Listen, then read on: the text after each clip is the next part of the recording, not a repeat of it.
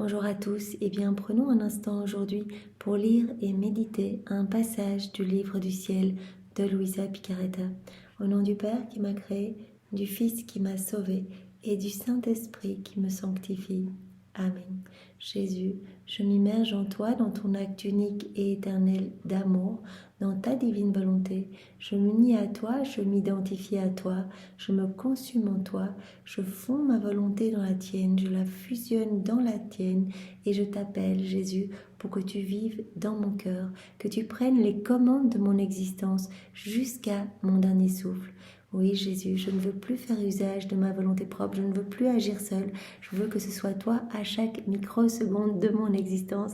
Je veux que ce soit toi qui parles à travers ma bouche, que ce soit toi qui regardes à travers mes yeux, que ce soit toi qui fasses battre mon cœur, toi qui marches dans chacun de mes pas, toi qui agisses dans mes actions, toi qui penses à travers mes pensées, toi qui fasses tout en moi, Seigneur. Que tout soit fait pour toi, pour ta gloire, celle de ton Père, celle de l'Esprit Saint, que tout soit fait par toi et que tout soit fait immergé en toi, dans ta divine volonté, pour que chacun de mes mouvements conscients et inconscients t'amène de la gloire, de l'amour, de l'honneur, de la réparation, des louanges, des bénédictions, au nom de tous. Je voudrais qu'à chaque battement de mon cœur, tu puisses recevoir une compensation d'amour pour toutes ces offenses, ces méchancetés qui t'assaillent, qui te blessent, qui te déchire le cœur. J'entends t'offrir à chaque fois cette compensation d'amour et te recouvrir continuellement de ton propre amour, de l'amour de ton Père, l'amour de l'Esprit Saint, des actes d'amour de tous les saints, de tous les temps, tous refaits dans ta divine volonté, de l'amour, de la tendresse de ta maman. Voilà, reçois cela à chaque battement de mon cœur et je voudrais que chacun d'eux puisse être enrichi de toutes les paroles de notre Père, du que ta volonté soit faite, que cela puisse résonner partout sur la terre et dans le ciel. Jésus, je te demande maintenant de t'approcher de chacun de nous, de venir nous bénir, de venir bénir nos pensées, nos cœurs, de venir y déverser ta sagesse à toi, ta compréhension, ton intelligence et ton amour, pour que nous puissions accueillir tous ces mots bénis que tu vas nous donner, les comprendre et les mettre en pratique. Cette mise en pratique à laquelle tu nous appelles avec insistance, à chaque fois que nous méditons, tu nous parles de cette mise en pratique, parce qu'il n'y a que dans cette mise en pratique que nous allons pouvoir rentrer en possession de tout ce que tu veux nous donner, que nous allons pouvoir reprendre cette place de propriétaire de ton royaume, de dépositaire de tout ce que tu compte déposer dans nos cœurs. Tu veux vraiment que tout soit en commun avec toi et tu ne peux pas nous donner si nos cœurs sont fermés et si nous ne t'appelons pas dans nos actions. Si nous vivons dans nos volontés propres, la divine volonté se trouve bien dans notre cœur, sinon nous ne serions pas en vie, mais elle ne peut pas agir. On ne lui a pas donné cette autorisation et donc elle est comme écrasée sous des décombres d'ordures en fait, résultant de notre volonté humaine. Dès qu'on agit seul, hop, on remet les déchets dans notre âme, il fait plus sombre, plus noir, plus froid et Jésus asphyxie. Il a dit, je suis la divine volonté et j'asphyxie dans vos cœurs. Donc donnez-moi cette autorisation. Comment donner cette autorisation? Juste en disant, Jésus, je fais cet acte avec ta volonté. Je demande à ta volonté d'être souveraine dans cet acte-ci et dans tous les autres de ma vie. L'acte préalable du matin est très important, cette prière préalable, parce que on offre toute notre journée. On dit à Jésus, voilà, on est faible, on va certainement oublier de t'appeler, mais tu as déjà cette intention que nous voulons vivre toute notre journée dans ta divine volonté.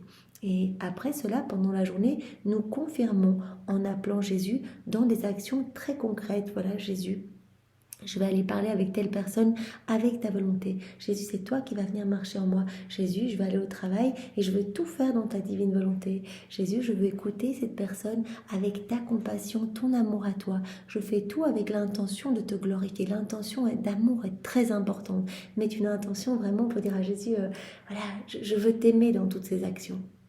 Voilà Jésus, fais de nous de bons instruments, de paix, d'amour, de justice, de tendresse, de miséricorde, que nous puissions être ici-bas des petites torches de ton amour et de ta lumière Utilise-nous, Seigneur, viens prolonger ta vie en nous. Viens, utilise nos humanités à chacun de nous comme des extensions de ta propre humanité, des débordements de toi-même. Merci, Seigneur, pour tout ce que tu as déjà fait pour chacun de nous, pour toutes ces grâces, toutes ces bénédictions, tout ce que tu es en train de nous donner maintenant et tout ce que tu nous donneras dans le futur.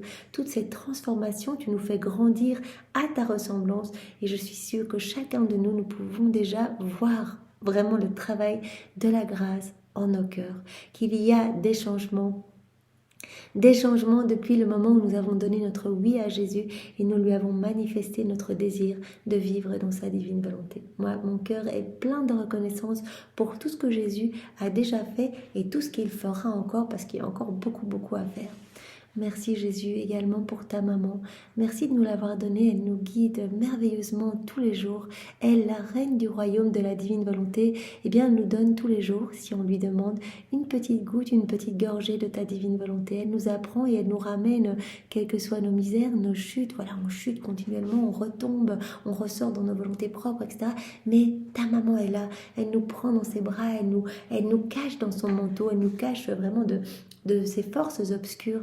Elle nous protège et elle nous ramène à notre juste place dans ton cœur pour que nous puissions être consumés, brûlés par ton amour et que vraiment nous soyons tout concentrés sur toi, que nos yeux ne regardent que toi, que notre bouche ne parle que de toi, que nos oreilles n'entendent que ta voix, que nos cœurs ne battent que pour toi, que nos mains ne travaillent qu'à l'avènement de ton royaume et que nos pieds ne marchent que vers toi, Seigneur. Vraiment, c'est le travail qu'elle opère en union avec toi, vos deux cœurs unis.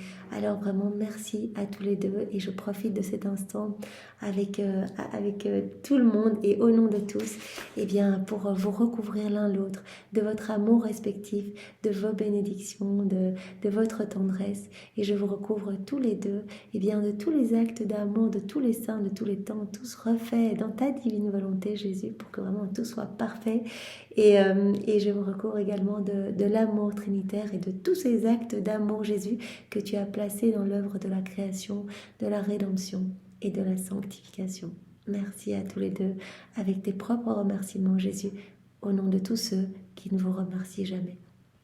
Jésus, maintenant, eh bien, viens, souffle ton Esprit Saint sur chacun de nous, que nous puissions accueillir ce nouvel enseignement, le comprendre et que nous puissions vraiment te servir. Merci Jésus. Parle à travers ma bouche et que ce moment fait en union avec toi, eh bien, puisse avoir des retombées dans tous les cœurs. Alors le passage que nous allons méditer est celui du 10 octobre 1927. Nous sommes dans le volume 23 et c'est Louisa qui parle. Mon pauvre esprit continue de suivre les actes de Jésus accomplis par amour pour nous. Donc Louisa, on le voit à chacun des passages, elle fait ses rondes dans l'œuvre de la création, dans l'œuvre de la sanctification. Donc vraiment, elle vient consoler la divine volonté qui est vraiment très esselée dans les sacrements. Ou alors elle fait sa ronde dans l'œuvre de la rédemption, c'est-à-dire qu'elle suit Jésus tout au long de sa vie, elle suit Marie et elle vient se placer tout près d'eux, elle les prend dans ses bras, elle les console, elle répare au nom de tous, elle s'unit, elle offre tous ces actes qu'elle a fait dans la divine volonté en honneur pour ce qui est fait, etc. C'est ce qu'elle est en train de faire ici. Elle vient au moment de la conception de Jésus. Retournant à sa conception, j'offrais tous mes actes dans la divine volonté avec tout mon être, en l'honneur de sa conception. À ce moment, une lumière sortit de moi pour aller se déposer au sein de la Reine Immaculée, dans l'acte par lequel elle concevait. Donc Louisa, voilà, par cette ronde, elle est totalement unie à la Vierge Marie. Elle voit qu'il y a vraiment une lumière qui sort d'elle et qui vient s'unir vraiment à l'acte de concevoir de la Vierge Marie. Mon toujours aimable Jésus me dit alors, « Ma fille, ma divine volonté est multiple dans ses actes, mais elle n'en perd aucun. » Eh bien oui, la divine volonté, il y a des actes multiples de la divine volonté. Il suffit de regarder dans la création, elle est opérante dans chaque petite chose créée, de la plus petite herbe eh bien, au plus grand arbre, du petit grain de sable au soleil, etc. La divine volonté opère partout. Donc les actes de la divine volonté sont multiples et les actes sont conservés dans la divine volonté. Ils sont conservés et ne forment qu'un acte unique, l'acte incessant. L'unité qu'elle possède et son acte incessant maintiennent l'unité dans ses actes, comme s'il n'était qu'un seul. On a l'impression que c'est un seul acte, un acte unique. Mais en fait, ce sont vraiment ils sont multiples en fait. La divine volonté opère partout, que ce soit en chaque âme qui s'est offert, donc chaque âme qui vit dans la divine volonté, eh bien la divine volonté peut agir. Et tous ces actes faits, eh bien, sont vraiment repris dans cette unité. Aucun de ces actes n'est perdu. Voilà, donc on a l'impression que ce n'est qu'un seul acte, mais en fait, ces actes sont innombrables. Et elles préservent toujours en eux l'acte incessant, sans jamais arrêter en le faisant, de le conserver toujours neuf, frais et magnifique, et prêt à le donner à qui en veut. Donc chaque acte fait dans la divine volonté, eh bien, rejoint, donc c'est vraiment se trouve dans cette unité, cet acte incessant, toujours prêt à se donner en fait. C'est pour cela que vraiment quand on agit dans la divine volonté, il y a des répercussions dans tous les cœurs. Pour autant que les cœurs soient un petit peu disposés à recevoir, on va pouvoir par un acte fait, comme maintenant nous méditons dans la divine volonté, on va pouvoir toucher les âmes du passé, les âmes autour de nous, les âmes du futur, vraiment voilà, des âmes vont recevoir la sainteté, des charismes, d'autres vont vivre un miracle, d'autres encore vont se convertir, retourner à la messe, découvrir les écrits du ciel, etc. Donc c'est incroyable. Et donc vraiment c'est un acte incessant qui est toujours prêt à se donner à qui le veut. Mais en le donnant, ma divine volonté ne le détache pas de ma volonté, car ma volonté est lumière, et la vertu de la lumière est de se donner, de se diffuser, de s'agrandir autant qu'elle le veut, mais sans se séparer, car elle possède la vertu de la lumière qui est inséparable par nature. Donc ce n'est pas parce que il y a vraiment cet acte incessant qui se donne qu'il va être diminué en fait. La divine volonté, c'est une source intarissable. Et donc quand on vit dans la divine volonté, on possède cette source en fait, source de toutes les joies, de tous les bienfaits, de tous les bonheurs. Et cette source vient rejaillir à travers notre humanité dans tous les cœurs. Et ce n'est pas parce que voilà, on a fait un acte et que vraiment cette source a pu toucher par cet acte en fait, il y a pu avoir des âmes converties, sanctifiées, etc., qu'il y a moins dans cette source. Pas du tout. Tu vois que même le soleil possède cette vertu. Imagine une pièce au volet clos. La lumière n'est pas dans la chambre, mais si tu ouvres les volets, donc là vraiment c'est l'image, le cœur qui s'ouvre pour recevoir. Donc nous on fait un acte dans la divine volonté. Si un cœur s'ouvre pour recevoir, eh bien il va recevoir quelque chose. Il va y avoir des grâces, il va y avoir des cadeaux donnés à cette âme. Et cela pour toutes les âmes du passé, du présent et du futur. Donc Jésus prend cet exemple, la lumière n'est pas dans la chambre par exemple, mais si on ouvre les volets, on ouvre un petit peu notre cœur, la lumière emplit ta chambre. La lumière est-elle détachée du soleil ? Pas du tout, non, non. Mais la lumière est prolongée et agrandie, sans qu'une seule goutte ne se détache de sa source. C'est pas parce que cette pièce est éclairée que vraiment le soleil aura moins de lumière. Mais bien que la lumière ne soit pas séparée, en elle-même, tu as possédé le bien de cette lumière, comme si elle t'appartenait. Cette pièce, elle est irradiée de lumière et elle reçoit tous les biens du soleil sans que le soleil ne perde rien du tout de sa lumière, puisqu'il y a cette inséparabilité.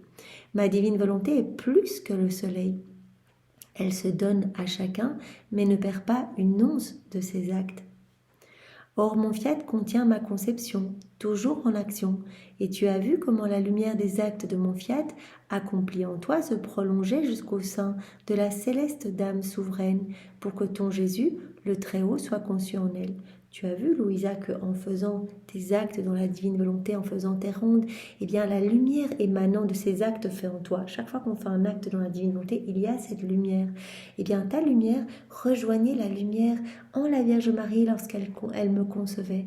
Ces lumières rejoignaient bien sûr aussi toutes les lumières partout de la divine volonté opérante et agissante. Il y a vraiment cette unité. C'est l'unité de ces actes qui, en les centralisant tous en un point, forment ces prodiges et ma vie même. C'est pourquoi je demeure conçue dans les actes de ma divine volonté, en ceux de la Reine Mère et en tes actes accomplis dans ma volonté. Donc quand on fait des actes dans la divine volonté, on rejoint partout où la divine volonté opère en fait.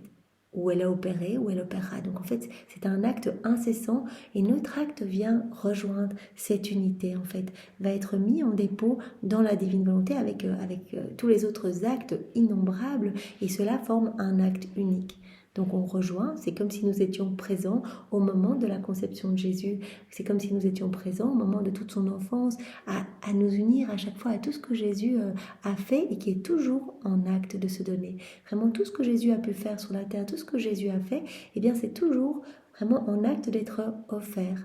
Et c'est pour cela que nos actes faits eh bien, vont pouvoir également être infinis, éternels et toujours en acte de se donner aussi. C'est ainsi que je suis conçu continuellement dans tous les actes de ceux qui posséderont le royaume de ma volonté, car tous ceux qui possèdent ce royaume reçoivent la plénitude des biens de ma vie, et eux seuls, par les actes accomplis en ma volonté, participent à ma conception et au développement de toute ma vie. Donc toutes les âmes qui vivent dans la divine volonté, eh bien participent à tous ces moments de la vie de Jésus. C'est comme si nous étions, Jésus l'a déjà dit tellement de fois, ces âmes étaient avec moi au moment de ma naissance, quand j'avais froid dans ma petite mangeoire. Ces âmes me consolaient, me réchauffaient, réparaient au nom de tous pour toutes les froideurs, les ingratitudes. Ces âmes étaient avec moi toute mon enfance, quand ma divinité imposait à mon humanité eh bien toutes ces souffrances pour réhabiliter les hommes à vivre dans le royaume de la divine volonté. Ces âmes m'accompagnaient à chaque instant, au moment de mon baptême, et puis pendant mes 3 années de prédication. Ces âmes étaient avec moi lors de la dernière scène. Elles s'étaient consacrées avec moi dans l'hostie. Elles le sont toujours, à chaque hostie consacrée, toutes ces âmes sont avec moi. Ces âmes étaient avec moi sur la croix. Ces âmes portaient la croix avec moi et ont été crucifiées avec moi. Et elles sont unies à moi dans tous ces actes que j'ai accomplis et qui sont éternels, qui sont infinis, qui se donnent continuellement. Donc voilà, comme Jésus dit, elles étaient là au moment de ma conception et durant tout le développement de ma vie. Par conséquent, il est juste que ces âmes en reçoivent tous les biens qu'elle contient. Que ces âmes eh bien, soient avec moi vraiment et soient unies à moi et soient vraiment également contiennent cette source jaillissante, tous les biens de la divine volonté. Par contre, ceux qui ne possèdent pas ma volonté ne reçoivent que les miettes des biens que j'apporte sur la terre avec tant d'amour. Ces créatures apparaissent donc faméliques, instables, inconstantes, les yeux et le cœur tournés vers les choses passagères, car n'ayant pas en elles la source de lumière, de ma volonté éternelle, elles ne se nourrissent pas de ma vie.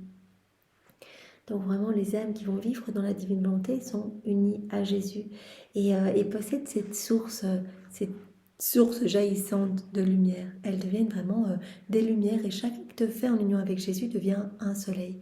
Mais les âmes qui choisissent de vivre dans leur volonté propre, qui ne s'unissent pas à Jésus, qui vraiment, quelque part, ferment un petit peu la porte de leur cœur ou qui agissent même dans des actes pieux, mais dans leur volonté humaine, eh bien Jésus dit, ces âmes-là, elles vont recevoir des miettes, des biens, mais elles ne recevront pas autant, elles ne seront pas dépositaires de toute cette source de lumière.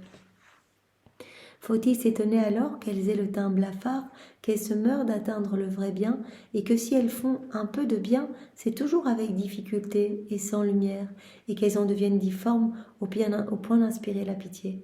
Voilà, Jésus le dit bien, son Père, lui et l'Esprit Saint, eh bien la Trinité regarde les hommes qui vivent dans leur volonté propre, comme vraiment de pauvres créatures qui inspirent la pitié, qui donnent vraiment presque la nausée, parce que la Trinité nous voit comme recouverts d'un manteau d'excréments en fait, un manteau de noirceur, de ténèbres, et on est là en train de gratter le sol pour essayer de trouver quelque chose qui va nous donner un petit peu de satisfaction, un petit peu de joie, quelque chose qui va venir remplir cet espace que nous avons choisi vraiment de laisser vide en fait.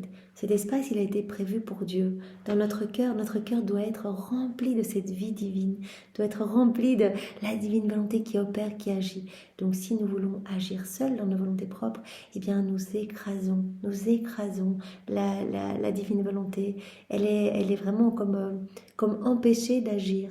Et vraiment nous faisons mourir en fait cette vie divine en nous. Notre âme est comme sans vie et donc nous avons cette soif, en fait, cette recherche de la plénitude. Mais nous n'avons pas encore compris que ce n'est qu'en laissant Dieu agir totalement en nous que nous allons être remplis de ces joies et de ces bonheurs célestes. Et nous essayons, comme la Trinité nous voit, eh bien de remplir notre âme avec les choses du monde frénétiquement, dans les voyages, dans les choses matérielles, etc. Donc vraiment, vu d'en haut, l'homme a une condition misérable et à la place d'être debout, les mains levées vers le ciel pour louer, bénir, adorer, remercier et être en connexion et en réciprocité d'amour avec son Créateur, eh bien l'âme ne regarde plus vers le ciel, elle ne s'intéresse plus aux choses du ciel, elle est le regard centré sur son nombril, le regard vers le bas et donc tout n'est que misère et ténèbres autour d'elle. C'est toujours avec difficulté et sans lumière que ces âmes qui vivent dans leur volonté propre, eh bien, font leurs actes. Elles inspirent la pitié, sont comme difformes. Après cela, j'étais oppressée et ressentais tout le poids de mon dur et long exil. Et je me plaignais à mon adorable Jésus qu'au dur martyre de ses privations, il ajoutait l'éloignement de ma céleste patrie. Louisa dit à Jésus, non seulement je suis séparée de toi, je ne te vois pas tout le temps physiquement et c'est très dur pour moi, je le vis comme une agonie, mais en plus eh bien, j'aspire au ciel, j'aspire à être unie continuellement dans ta gloire et je suis vraiment en exil sur la terre dans cette souffrance. Je lui disais, comment peux-tu avoir de la compassion envers moi? Comment peux-tu me laisser seule, à la merci de ton aimable volonté? Comment peux-tu me laisser aussi longtemps sur cette terre d'exil? Mais alors que j'épanchais ma peine, Jésus, mon tout, ma vie, se manifesta en moi et me dit, « Ma fille, la terre est un exil pour ceux qui ne font pas ma volonté et ne vivent pas en elle. » Ici-bas, c'est un exil pour les hommes qui ne font pas la divine volonté, parce que toutes ces difficultés, ils aspirent à cette plénitude, à cette joie du ciel, et ils sont ici dans l'attente de ce moment. Mais pour l'âme qui vit dans ma divine volonté, la terre ne peut pas être appelée un exil. Voilà, comme Jésus l'a déjà dit beaucoup de fois à Louisa, eh bien les âmes qui vivent dans la divine volonté, elles vivent déjà la vie du ciel sur la terre. Je leur donne toutes ces connaissances. Vraiment, ces connaissances seront données quand l'âme arrivera, l'âme qui a vécu dans sa volonté propre arrivera là-bas dans le ciel, eh bien elle va recevoir toutes ces connaissances, elle va voir tous les bienheureux qui vivent dans la divine volonté. Mais nous avons cette chance de pouvoir déjà recevoir ces connaissances ici. Et Jésus veut nous donner cette vie des bienheureux ici-bas sur la terre. Il veut faire de nous eh bien, les saints des derniers temps, les apôtres des derniers temps. Pour l'âme qui vit dans la divine volonté, la terre ne peut pas être appelée un exil, mais un pas de distance. Et lorsqu'il sera franchi et qu'elle y pensera le moins, l'âme se retrouvera dans la patrie céleste, non comme quelqu'un qui revient d'exil et ne sait rien de cette patrie, voilà. On ne sait rien, on vit dans nos volontés propres, on arrive et on a toute cette connaissance, toute cette lumière d'un coup, une fois qu'on est dans le ciel. Jésus dit, ce n'est pas le cas. Les âmes qui vivent dans la divine volonté, elles reçoivent toutes ces connaissances. Chaque connaissance est une vie divine, chaque connaissance est une clé, une voie, une porte, un nouvel accès, un nouveau chemin pour eh bien, vivre dans mon royaume et être vraiment rempli de tous ces bonheurs célestes. Donc je lui donne déjà cette grâce de pouvoir vivre cela sur la terre, pour notre gloire et pour vraiment qu'elle puisse connaître cette paix déjà ici-bas. Voilà, l'âme qui vit dans la divine volonté, eh bien, se retrouvera dans la patrie céleste, non comme quelqu'un qui revient d'exil et ne sait rien de cette patrie, mais comme celle qui savait déjà que cette patrie était la sienne. Voilà, avec toutes ces connaissances, nous sommes déjà au courant. Jésus nous dit, mais cela te semble peu de choses de vivre déjà ici-bas la vie de tous les saints? Donc elle arrivera, non pas comme celle qui ne connaît rien, mais comme celle qui savait déjà que cette patrie était la sienne, qui connaissait les beautés, la magnificence et le bonheur de la cité éternelle. Ma volonté ne supporterait pas de voir que celui qui vit dans la divine volonté soit dans la condition d'exilé. Il n'y a pas d'exil dans la divine volonté, on est déjà unis à Jésus. Et Jésus le dit d'ailleurs à de nombreuses reprises, pour les âmes qui se seront unies à moi, qui auront donné leur vie pour me laisser vivre en elles, qui m'auront prêté leur humanité pour que leur humanité soit comme un voile cachant ma divine volonté opérante et agissante, eh bien, il n'y a aucune raison que je les tienne éloignées de moi quand elles arriveront là-haut. Si elles se sont unies à moi sur la terre, je les garderai unies à moi dans ma gloire. Donc, il n'y aura pas, autrement dit, de purgatoire pour les âmes qui vivent dans la divine volonté. Pour que cela soit, ma volonté devrait changer la nature.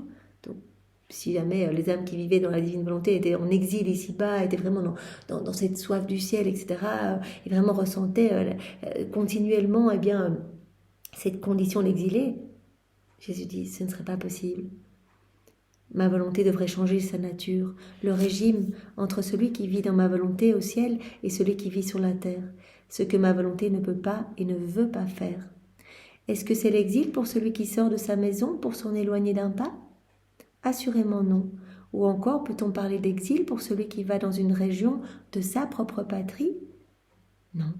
L'exil, ma fille, signifie une circonférence d'espace d'où il est impossible de sortir, la privation des biens, le travail forcé sans possibilité de s'en exempter.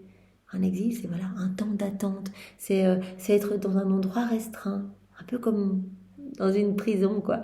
On est, voilà.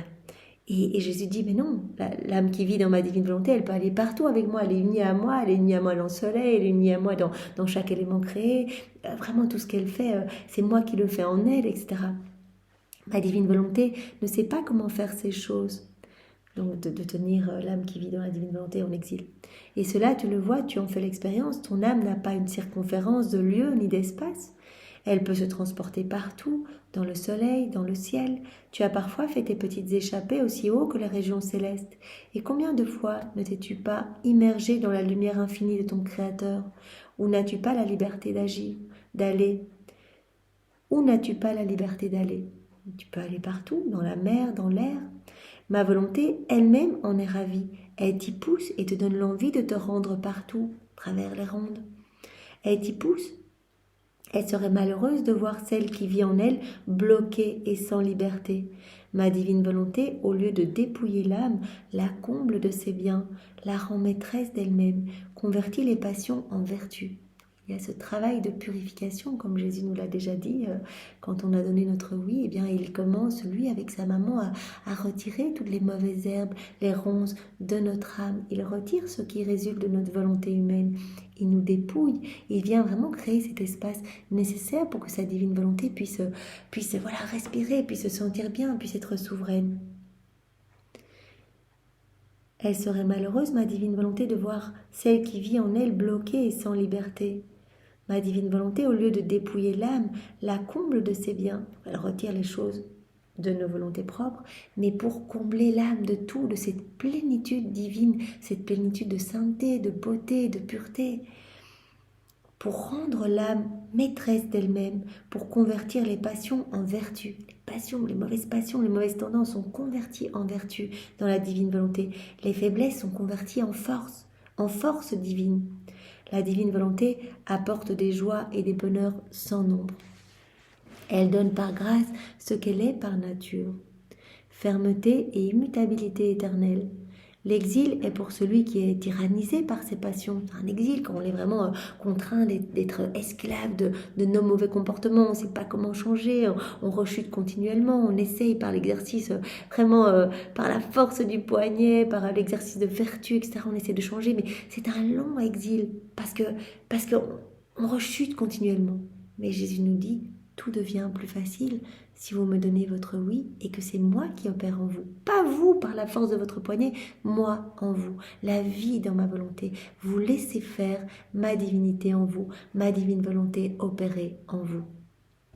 L'exil est pour celui qui est tyrannisé par ses passions, sans pouvoir sur lui-même, incapable d'aller et venir dans son Dieu. Et s'il pense faire quelque bien, ce bien est mélangé et entouré de ténèbres. Les vertus du pauvre exilé sont forcées, inconstantes. Oui, quand on vit dans sa volonté propre, on est vraiment sujet à des inconstances. Il est esclave de ses propres misères et cela le rend malheureux. C'est tout le contraire pour celui qui vit dans ma divine volonté. Je n'aurais moi-même pas toléré de te garder si longtemps en vie si tu étais en exil. Cela veut donc dire que Louisa n'est pas en exil. Elle est vraiment dans cette mer de lumière. Elle a donné son oui, elle a donné son fiat. Et donc elle est immergée dans ce grand bain de splendeur, de merveille, de tous les bonheurs divins, de l'humanité de Jésus, de ses œuvres, de toute la création. Elle est immergée dans toute la divinité de Jésus, de sa volonté. Il y a tous les mérites, les attributs divins, les qualités divines. Elle est au milieu de toute cette splendeur. Et donc vraiment, elle n'est pas du tout en condition d'exil. Elle a déjà cette position royale en fait. Elle est déjà revêtue de ce manteau de lumière, de ce manteau royal. Voilà. Donc je ne t'aurais pas laissé dans cette position-là si tu étais en condition d'exilé, dans la souffrance, à te battre par toi-même, par l'exercice de vertu, etc., pour gagner des grâces. Ton Jésus t'aime trop. Comment aurais-je pu supporter de te garder en exil? Et si je le tolère, c'est parce que je sais que ma volonté ne maintient pas sa petite fille en exil, mais dans ses biens, dans sa lumière, libre et maîtresse d'elle-même. Si je tolère que tu sois encore en vie, alors que vraiment tu souffres de la privation de ma présence, etc., et que tu demandes de pouvoir venir t'unir à moi dans le ciel. Si je te garde sur la terre, c'est parce que tu es déjà uni à moi, que c'est moi qui vis en toi et que tu es dans mon océan de lumière. Tu es dans mes biens, tu es libre et maîtresse de toi-même. Voilà, j'ai le but de former en toi mon royaume, afin que tu puisses l'implorer pour le bien de la famille humaine. Si je te garde ici-bas, c'est parce que je sais que tu es rempli de tous ces trésors et que tu dois avoir cette mission, tu dois mener à bien cette mission de former le royaume de ma divine volonté en union avec moi, pour que vraiment toute la famille humaine puisse vraiment voilà, vivre dans ce royaume et que l'harmonie, l'équilibre puisse être rétabli entre le ciel et la terre. Et tu dois en être heureuse, sachant que tous les désirs, les aspirations et les soupirs de ton Jésus sont pour le royaume de ma volonté sur la terre, pour ma gloire complète, la venue du fiat voluntas tua sur la terre comme au ciel. Tout ce que je fais et j'autorise dans ta vie, Louisa, c'est pour la venue de mon royaume et c'est pour ma gloire complète. C'est vraiment pour que je reçoive cette gloire que les hommes ne m'ont pas donnée. Puisque nous sommes, nous, à la suite de Louisa, ces petits maillons, ces petites chaînes, voilà, ces messages nous sont aussi donnés à notre toute petite échelle. Jésus nous appelle, à nous unir à lui pour lui donner cette gloire que les hommes ne lui donnent pas, pour réparer, pour le louer, le bénir, le glorifier au nom de tous, le remercier au nom de tous, pour lui demander pardon pour des offenses faites par des hommes autour de nous, pour les dirigeants politiques, pour toutes ces guerres, pour toutes ces pollutions, pour tous ces crimes, pour tous ces avortements. Nous sommes là pour réparer au nom de tous. Et le Seigneur nous dit, ce que j'autorise dans ta vie, c'est pour l'avènement du royaume. Une fois que tu m'as donné ton oui, une fois que tu m'invites continuellement dans tes actes, que tu me manifestes ton désir de vivre dans ma divine volonté, prends tout ce qui t'arrive comme venant de mes mains, même des choses qui ont l'air à première vue un petit peu compliquées, des obstacles, des choses plus difficiles. J'autorise tout dans ta vie pour que mon royaume puisse s'établir sur la terre, pour que je puisse être pleinement glorifié et pour ta sanctification, pour que tu puisses grandir dans cette ressemblance avec moi. Donc, prenons tout comme venant des mains de Jésus et remercions pour tout ce que nous vivons, tout ce que nous allons être amenés encore à vivre dans le futur. Merci Seigneur, avec tes propres remerciements au nom de tous. Au nom du Père et du Fils et du Saint-Esprit. Amen. Soyez tous bénis. Bonne journée à tous. Au revoir.